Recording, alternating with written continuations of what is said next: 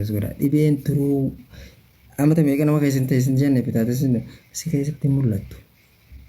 Qaama namaa kana keessatti teessi turtee mul'atti. Miidhaan qabu amata torba amata 10 naa hojii jirtii jettaatimma. Wanti daftee namarratti mul'atu sa'aa si miidhuu waate sadatti tarsin dhaqqabu kee dachii rabbiiti.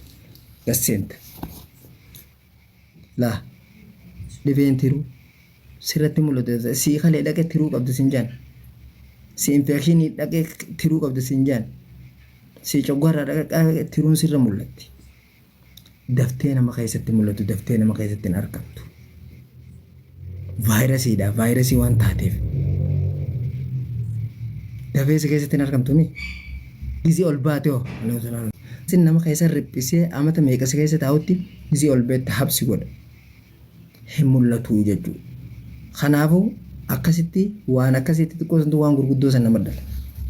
Deemtee haasarii faa nama taateen deemtee qooma tiruu karaa namni fiddis tiruu tana faa namni uumattu hin qicuu waa takkatti hin fudhattu yaa obboleeyyan akkam ta'a wani nama keessatti mul'atu dafee turee si keessa mul'atu dafee namni miidhu eega yoo si miidhe immoo maasalaama gara dachii kuttee beeka habsi godha libsi godha.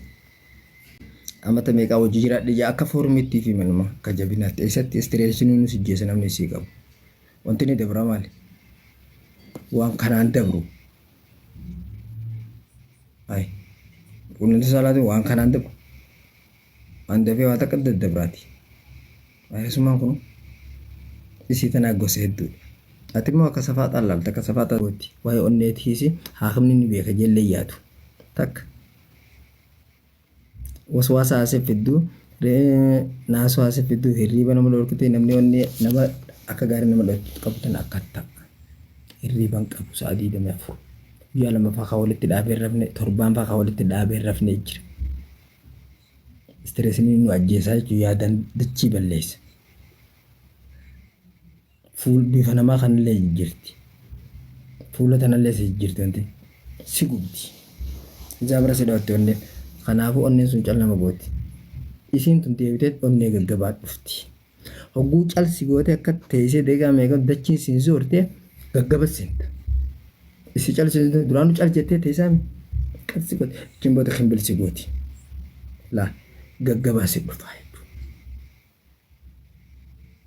Kanaafuu waan akkasiiti. Onneen tun hamtuudha. Onneen bakka irraa hin nama sossooti.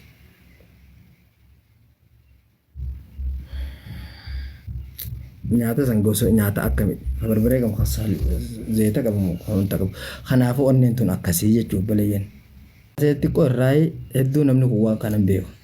Hattaa warri doktoroota gurguddaan illee ishee tana hin beeku. Kun coggarraa jeetii dawaattee kanna. Kun dhukkuba itti ilaatee kennina kanna. Dhukkubni sun dhukkuba biraatti fide. Bara qaama kana guutuu tasee haadha hojjetu jira boy. Qaama kana guutuu tasee haadha hojjetu jira bara. Dachiitan jimsi goote tuun ammoo kanuma kan akkasirra haadha hojjeti. Onneen tun safaadhaan seeyin oowwee asiin siibaa. Kun guutuun cinaan bitaa guutuun si dhukkuba amma tarraa kaasee laamee ilaatti. Laa kintaara konaa siffite. Namni gadaamessa qabu yoo onnee qabaatan gadaamessa san dhimuu onnee hin fayyu. Dhukkubni dura sirra dhufe sun laalamuu qaba. Yoo maraatu taate onneen nama maraachitu jira. Dhukkuboonni hedduu hawaa hedduu hirriba nama dhorku jira dhukkuboonni hedduu.